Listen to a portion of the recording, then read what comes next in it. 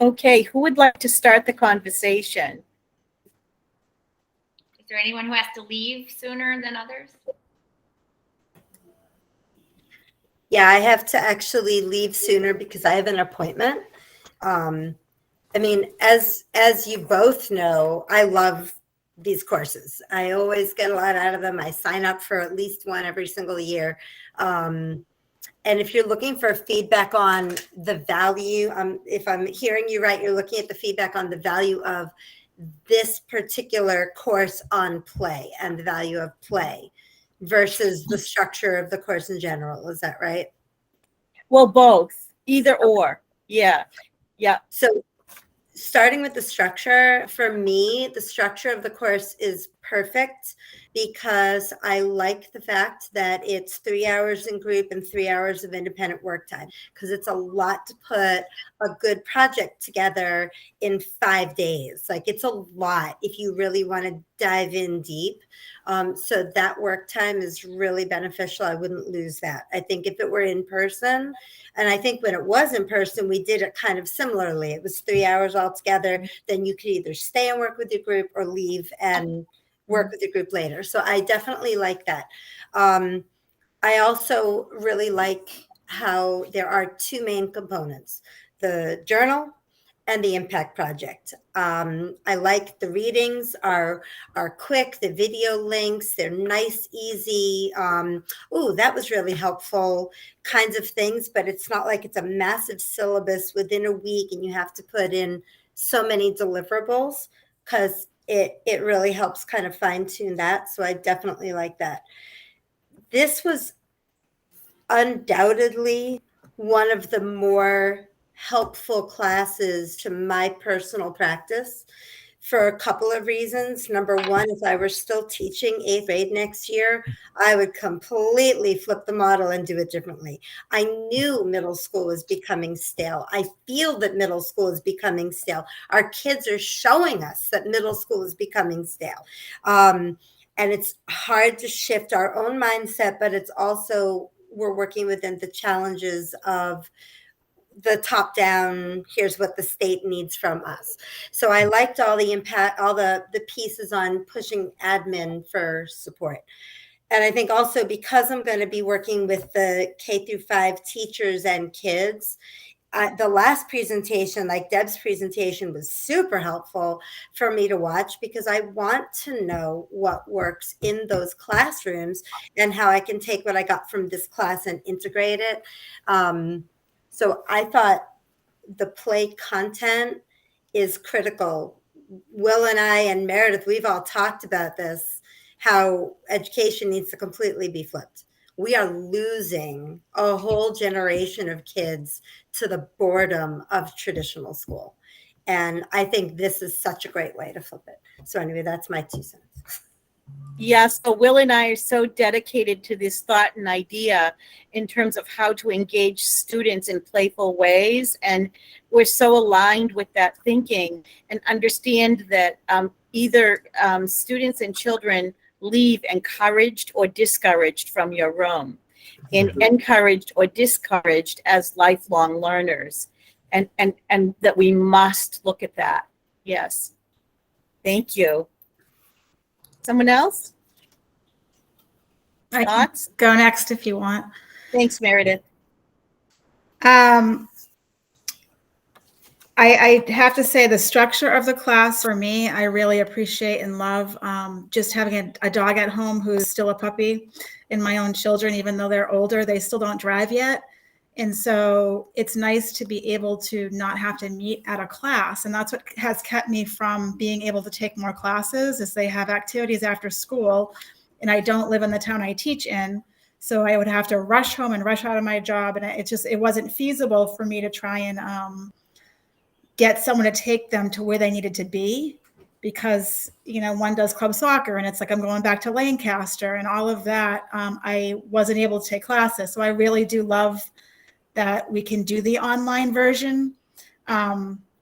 For the class that you're going to do next, that you haven't totally come up with yet, I don't know if that's in person or not, but I feel like I'd be in the same situation, because depending on what day it is, Like my husband only gets home early on Tuesdays. So I don't know if I could ever like show up and do that because I can't expect someone to take my kids to all their stuff.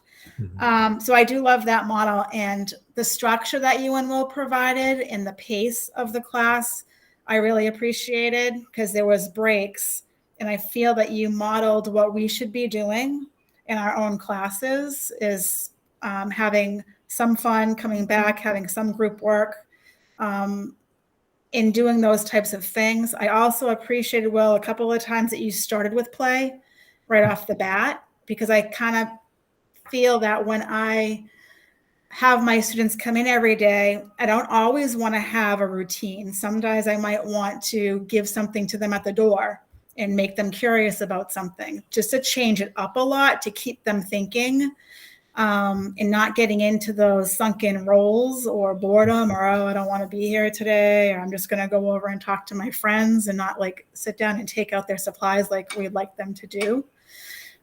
So I like that idea of keeping that curiosity alive and always changing some of those things. As far as the value of play, I definitely see it. And I have been really depressed, I would say, and feeling a lot of stress, not just from COVID and everything, or restrictions about all of that, but the exhaustion that I felt about having to create everything from scratch all the time. We don't have like a math site to go to download problems or things like that. And I was kind of jealous of math teachers to have that. Like we don't have any books, which I'm okay with, but there's a lot of development. And then we had the new civics class. So I'm looking forward to trying to think about the civics class, because that's new too for us, and seeing how I can add more playful activities to laws and rules, and things like that. So I just want to thank you both. We were really happy to have you in the course, Meredith, because, I think, we can collaborate in school, but I think in this type of environment, we just get so much more time to collaborate and we hear more voices. So I was very appreciative that you wanted to take the course. Yeah, glad to see you back. And I was just thinking when you were talking, like, wouldn't it be cool? Like I do a lot of intuitive, playful drawing at the beginning with playful music to transition. But I was thinking, like, if I changed it up and had a mystery box on the desk one day, do you know what I mean? Like, change it up, mix it up in terms of that entry point. The entry point, I think, is a great takeaway. I've written down so many ideas for entry point. Thank you so much. When I've taken your classes in the past, Gail, and this is the first one I've taught with you, I always think of them as summer camp for teachers, and I want them to kind of feel that way, where there's the sharing component, the making component, the togetherness component. So that's what I'm aiming for. It's what I aimed for this time. Kerry, Emily, go ahead. Can I just say one more quick thing? I was also thinking about administration, and I can't imagine that they enjoy themselves either. I mean, honestly, with all the things you have to fill out, and now NEASC and all this testing, and it's so much testing. I would love for Tim to see that innovative school that you showed with the slide and all of that, because I feel like he knows, okay, we can't do that. But I feel like they might almost feel compelled and have like an aha moment, like, oh my gosh, like we really need to change. Just by seeing that, I think that might do it. Holding a grand vision like that, and then implementing as much of it as you can within each classroom. But also, you have some spaces at the middle school that could really start that work. So we're not even allowed in our library. I get to work on our slide. Kerry, Emily, or Deb? Will, I'm going to check out. So this is all you. I want to say thank you to each and every one of you. You're all in my hearts. You really are. I have great affection for anyone trying to educate. And the work that you do just always inspires me. Thank you so much. I really loved, this was my first course with you, Gail, and I can't say enough. Please keep fighting for our school districts to honor your credit or courses or whatever format you do them in. Thank you. Yeah, you've All created right, something thank you. amazing. Bye, Gail. Thank you.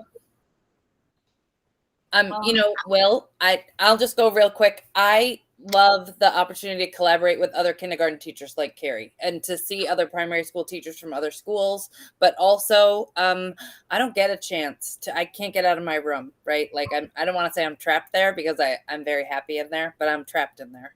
Mhm. And when I get out to see other people, it's like 35-minute chunk of time that is like not when it's a good time for me to get out. And I'm feeling like I can't concentrate on what's happening. I used to have more time to go to other people's rooms and see what they were doing and collaborate. So the opportunity to collaborate with other teachers from other districts and then within my own building people is just so valuable because I just don't feel like we have that kind of time during the day. And I really appreciate that. Yeah, we don't. I mean, it's like I work on the same team with Amy and Meredith, and we barely see each other during the course of the day, let alone have a chance to collaborate. So I'm so glad, Deb, that you find that in this course. It's why we try to give so much time in the afternoon for people to work together. I feel like it's the same thing that we see in the class. Like sometimes less is more. Like sometimes a little less instruction, a little bit more time for thinking and collaborating and doing is more. So yeah, Gail and I tried to model that in this course. I mean, it's something that she has built for a while, and I'm so invested in that model because I think it creates great results. Thank you for Even saying getting that. together with the high school teachers and hearing, and the middle school, and hearing everybody's perspectives about things. And I know like a lot of us have kids that are in the same grades and friends, and it's good to think about what our kids are going through and what, I don't know, it's nice. It's a nice opportunity to get together and hear from our other colleagues. It creates unity too. Like, Sure. we feel like we're all in it together. Kerry or Emily? I was going to say something similar to what Deb said, that, yeah, I mean, we don't often get to talk to other teachers, and this is such a great opportunity. I think this is so much more valuable than taking some class at some other university not related to our district, because like we learn about these things together, we discuss them together, we see each other's projects, and it really makes it feel like safe that, okay, I can do these play activities. Other people are interested too. Other people agree that this is important. And so, yeah, I think it's super valuable that it's within our district, but I also really loved like just hearing from other teachers in other neighboring districts and just knowing that they're also interested in these things. And I love the format, starting with some play, starting with some music, some learning where we like listen to educational articles and videos, and then we go and discuss it. I thought it was all organized really well. And then ending with our own projects, then everyone gets really invested. So it was awesome. Thank you, Emily. Yeah, that's so great to hear that it works, that you're getting that benefit from it. It's the seeing other districts component is huge. It's like it's amazing because you're that much more into another perspective that you would never hear. Like this group of 25 people would have never been in the same room together. Gail adding in coming at it from the place of counseling is a model that I would have never come up with on my own, like long breakout sessions to actually discuss. I feel like those end up being so productive. So, but yeah, something works about it. Kerry? Here we go. I really just don't know what more to say. Everybody has said everything that I have felt, and I just would emphasize that I think the first time we went to a breakout, you were thinking about, how are we going to break out? And I was thinking, well, I definitely wanted to break out with Deb, and I know her, and she's a kindergarten teacher, and but at the end of the day, I was just so glad that I had met new people and that I heard from the middle school teachers and just like everyone has said. And you asked a question, well, how about the in-person learning? Well, of course, the in-person learning is great, but this is so simple for us. Like I have been wrangling little dogs. There they are. today, but I was able to, between my phone and my computer, be here and be present. And I appreciate how simple it is. And you do get to know each other this way because of your format. And you did provide us so much time to engage with our project group, so that I actually connected with Sue Carter, who's also going to be a kindergarten teacher in my building, and in other people in my group. And we had so many thoughtful discussions about play and changes to make that. And we couldn't even, there's just so many good things that happen through our discussion. So I appreciate the way that you presented, and I hope you can. Oh, we lost you. You hit the mic. Oh. Because I have my wireless keyboard and I keep pressing it. That's why. I think you were saying you hope we keep doing these. I hope you keep doing these. So are there any questions that you have specifically?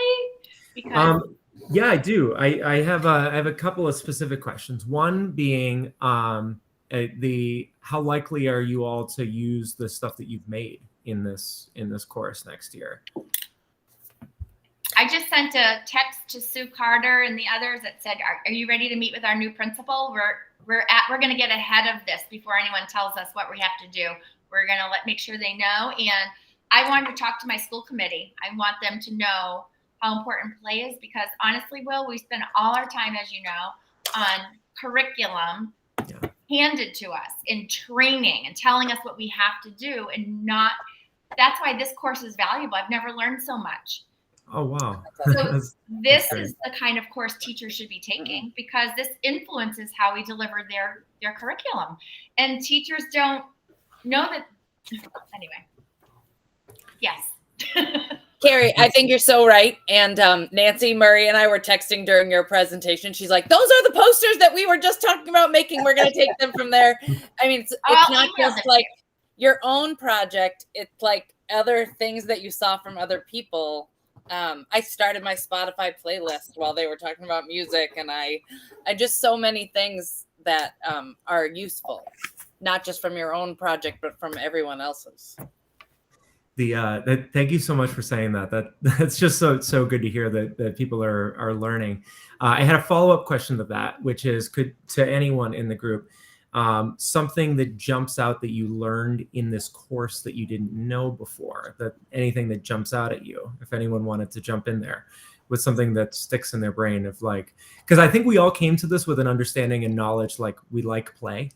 But if you picked up anything specific that you're like, "Oh, I didn't know that before." That play is measurable. that and only you would figure that out, Will, but that I can actually evaluate something that I'm creating and get an understanding of how playful it might be perceived by kids, because my version of play as a teacher is not necessarily a child's version of play. So and that not everything has to be playful, that it is still school. Yeah. So there is stuff you're going to do that you're not going to like to do, and you do have to suck it up to a certain extent, but that the more play you integrate and the more deliberate you are about it, the more tolerable it makes that other stuff. I like it. You know? I want to turn that into an app eventually.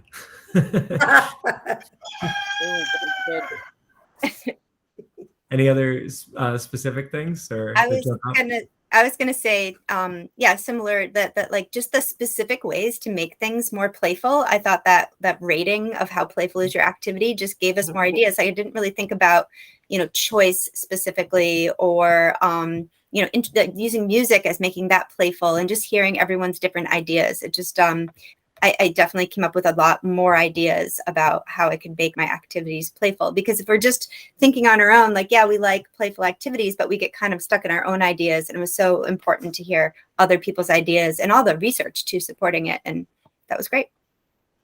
Thank you. Meredith or Deb, or? I don't know that I learned anything totally new yet. only because I think some of the videos I would need to like spend some more time in, because it's data driven. So I'm like, oh gosh, I got to work on my project now.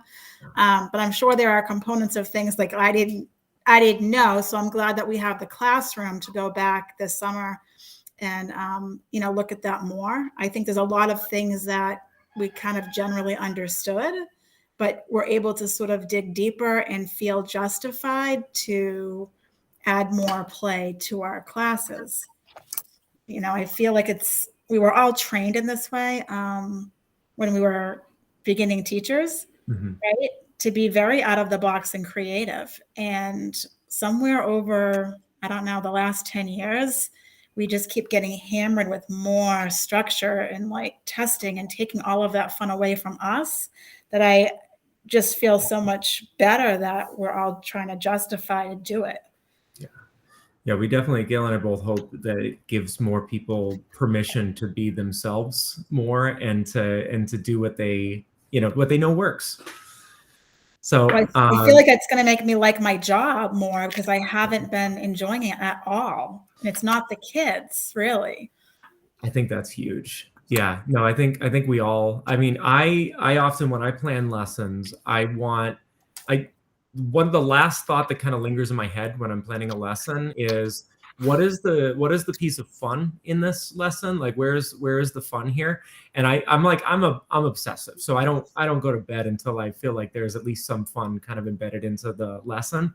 And I just read this book on fun, and they defined it as fun is the connection point between playfulness, connectedness, and flow. And it's like, you need to be together, you need to be playful, and you need to be able to enter that flow state for something to be really fun. What's that? What's the book on fun? The book is called The Power of Fun. Just came out. It's like a 2022 book. But that was her definition for it, and it was. Well, they literally talk about flow all the time in this book, but I wasn't sure if I heard it from you or from this book that I'm reading. The book is not like, it's okay. It's not mind-boggling. It's pretty good. But they talk about flow, right? The flow. It's a fascinating concept. Yeah, there's a lot of research behind flow state as well, and like how to achieve it. But it's during play, it becomes kind of possible to enter a flow state.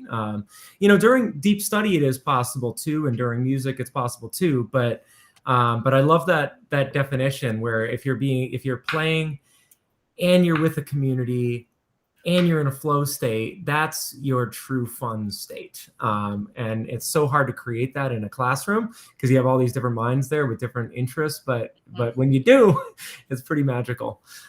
I think that's where the choice comes in, right? Well, because what's playful and fun is subjective, and that's something I took away too from this class, to remind myself that it's like music. I think there was a nice discussion about music, and I raised my hand and then I put it down, but I'm trying not to talk too much. So the music thing in my classroom, I use a ton of music, but some of the kids will say, well, I don't like that song. Well, for me, I'm not a country fan. I don't care for country music. So we've learned to appreciate the student who chose the song, or that I chose the song, whoever picked the song, whatever song's playing, that person really liked it. It was meaningful to that person. And so we've learned to be like, oh, Mrs. McCarthy likes that song because she likes Jack Johnson and she likes the way that, or whatever it is. Yeah. And so they know that it's not all about you and what you like all the time, isn't it? It's like you can appreciate that your friend likes something different than you. And when so you're 5, powerful. I feel like play totally develops empathy in a way that other things don't. Like appreciating music, appreciating what your friends like. It's such a beautiful way for young kids to develop empathy. Oh my gosh, huge. I think that's one of the reasons why we're seeing kids that have so socially regressed, is that for 2 years, they didn't have enough play in their lives. Like, I really think that's even more so than the phones and the social medias. I think the lack of actual play together is the primary reason. Together, because even if they had all the toys they were the one controlling it. And real play is the give and take of It's the work of being a child. It's like it's the antidote to all of this like social regression and depression that we're seeing in kids. It's like, it's amazing how much it solves things. We're gonna get them back. Well, we're gonna get them back. I have to go. I gotta didn't go. want to keep you all too late. Let's call it. Thank you all so much for staying. Thank you, really Will. appreciate it. Yeah, thank you for staying and chatting. Have a wonderful summer. You too. Enjoy Atlas. I will. I'm gonna go see him right now. See you soon. Well, if you Bye. have a great idea for like the team or start of the year, like text me. Okay. Yeah, I will. I'll let you Not know. every day though. Yeah. Okay. Those Bye, great Meredith. ideas. All right. Thank you. Bye. Bye.